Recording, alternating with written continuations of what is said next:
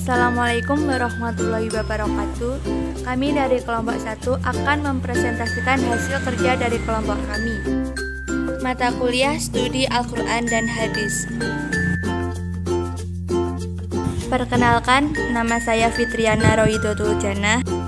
Perkenalkan, nama saya Aris Fauzi Nur Farifi. Nama saya Khoiril Salila Nur Khalifah. Pengertian Al-Quran. Al-Quran merupakan istilah bahasa Arab yang berasal dari hafalan atau bacaan. Al-Quran berasal dari akar bahasa Arab qir yang merupakan akar dari kata pertama dalam wahyu pertama yang diterima Nabi Muhammad, Iqra, yang berarti bacalah. Menurut beberapa ulama, Al-Quran adalah firman Allah yang merupakan salah satu sifat Allah adalah satu, dan dengan segala sifat-sifatnya tersebut adalah abadi dan tidak bergantung, sehingga firman-Nya itu tanpa huruf dan tanpa suara, tidak dipecah menjadi suku kata atau paragraf. C. Secara umum, Al-Quran didefinisikan sebagai wahyu yang diturunkan oleh Allah Subhanahu wa Ta'ala kepada Nabi Muhammad SAW melalui perantara malaikat Jibril dengan bahasa Arab sebagai mukjizat yang diturunkan secara mutawatir untuk dijadikan petunjuk dan pedoman hidup bagi setiap umat Islam yang ada di muka bumi. Nama lain yang digunakan oleh Al-Quran yang pertama adalah wahyu atau an-tanzil. Artinya wahyu atau an-tanzil yaitu yang diturunkan. Nama ini Allah gunakan dalam firman-Nya yang artinya, dan sesungguhnya Al-Quran ini benar-benar diturunkan oleh Tuhan semesta alam. Dalam Quran surat Asy-Syu'ara ayat 192. Yang kedua yaitu Az-Zikir, yang artinya pemberi peringatan. Allah menyebut nama Az-Zikir diantaranya dalam surat Al-Hijr yang artinya, sesungguhnya kamilah yang menurunkan Az-Zikir, dan sesungguhnya kami benar-benar memeliharanya. Quran surat Al-Hijr ayat 9. Yang ketiga yaitu Al-Furqan, yang artinya pembeda. Disebut sebagai Al-Furqan, pembeda, karena Al-Quran membedakan antara kebenaran dan kebatilannya. Allah menyebut nama ini dalam firman-Nya, yaitu Maha Suci Allah yang telah menurunkan Al-Furqan kepada hamba-Nya agar dia menjadi pemberi peringatan kepada seluruh alam. Quran surat Al-Furqan ayat 1. Yang keempat yaitu Alkitab atau kitab. Nama Alkitab Allah gunakan dalam surat Al-Baqarah yang artinya, inilah Alkitab yang tidak ada keraguan padanya, petunjuk bagi mereka yang bertakwa. Dalam Quran surat Al-Baqarah ayat 2. Bagaimana isi pokok ajaran Al-Quran? Isi pokok ajaran Al-Quran terbagi menjadi 5. 1. Akidah. 2. Ibadah dan muamalah. 3. Akhlak. 4. Hukum. Dan yang kelima adalah sejarah. Struktur Al-Quran. Al-Quran terdiri dari 30 juz, 114 surat, 6.236 ayat, yang panjangnya bervariasi. Setiap surat terdiri dari sejumlah ayat yang panjangnya juga bervariasi. Sebagian ayat terdiri dari beberapa kalimat, sementara sebagian yang lain mungkin hanya terdiri dari satu frase pendek. Selanjutnya yaitu fungsi Al-Quran. Yang pertama, fungsi Al-Quran sebagai petunjuk bagi manusia. Hal ini menyatakan bahwa Al-Quran diturunkan kepada manusia sebagai petunjuk bagi umat manusia. Yang kedua yaitu sebagai sumber pokok dari ajaran agama Islam. Hal ini telah diyakini dan juga diakui kebenarannya oleh hukum Islam.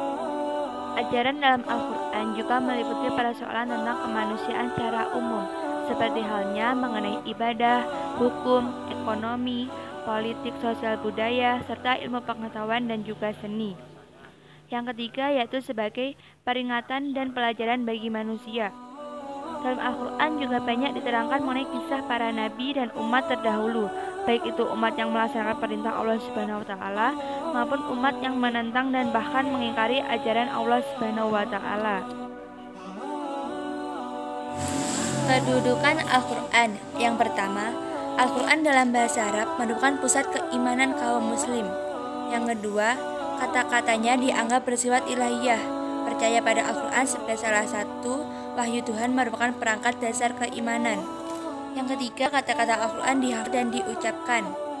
Yang kelima, membaca Al-Quran dalam bahasa Arab diyakini memungkinkan pembacanya dalam pengertian tertentu berkomunikasi secara langsung dengan Tuhan dan merasakan pengalaman wahyu itu sendiri. Tingkatan wahyu Al-Quran. Kita mungkin bisa mempertimbangkan proses pewahyuan terjadi mulai 4 tingkat atau level. Pertama adalah proses tingkatan yang tidak terlihat Tuhan, Lauh Mahfud, langit, Jibril. Pada tingkat ini wahyu berada di luar pemahaman manusia. Tingkat yang kedua adalah yang dilafadzkan dalam konteks manusia, yaitu firman Allah ketika wahyu diucapkan oleh Nabi kepada masyarakat yang disesuaikan dengan kondisi-kondisi sosial dan historis yang beragam. Dengan demikian, firman Allah menjadi bagian dari norma, adat, dan kebiasaan dari suatu masyarakat tertentu.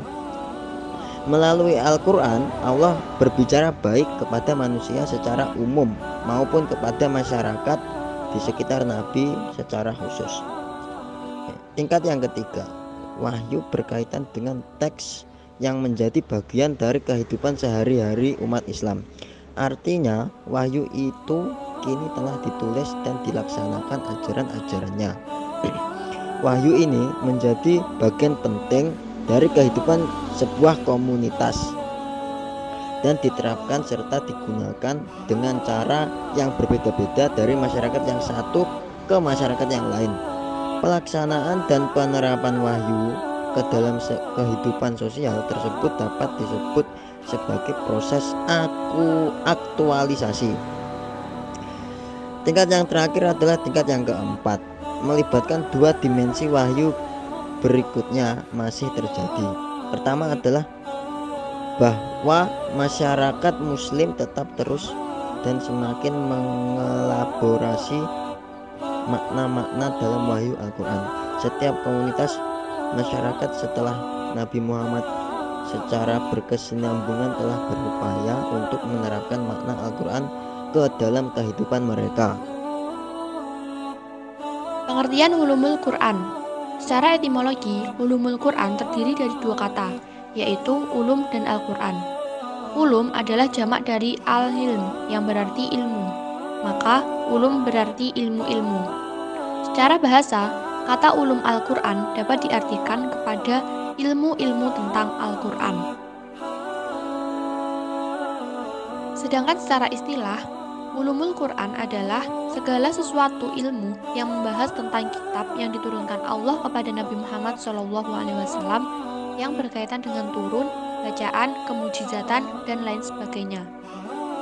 Dari pengertian-pengertian tersebut dapat disimpulkan bahwa ulum Al-Quran adalah sejumlah pembahasan yang berkaitan dengan Al-Quran. Ruang lingkup kajian ulumul Quran. Ruang lingkup kajian ulumul Quran mencangkup bahasa yang sangat luas, antara lain ilmu nuzul Al-Quran, asbab al-nuzul, qiraah, ilmu an-nasikh wa al-mansukh, dan ilmu fawatih aswar, dan masih banyak lagi. Ruang lingkup kajian ulumul Quran menurut M. Hasbi As-Siddiqi. Yang pertama, persoalan turunnya Al-Quran, mencangkup waktu, tempat, sebab, dan sejarah. 2. Persoalan sanad atau rangkaian para periwayat, mencangkup riwayat mutawatir, ahad, sad, macam-macam qiraah, para penghafal Al-Quran, dan cara-cara penyebaran riwayat. 3.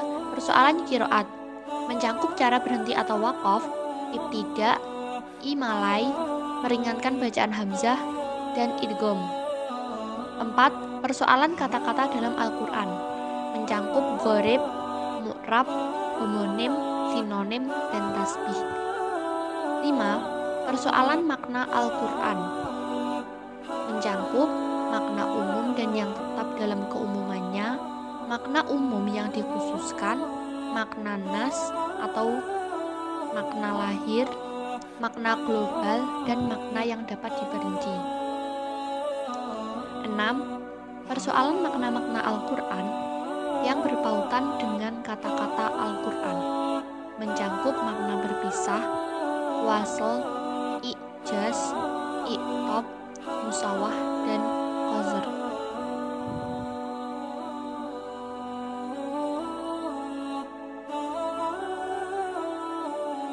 Sekian dari kelompok kami. Wassalamualaikum warahmatullahi wabarakatuh.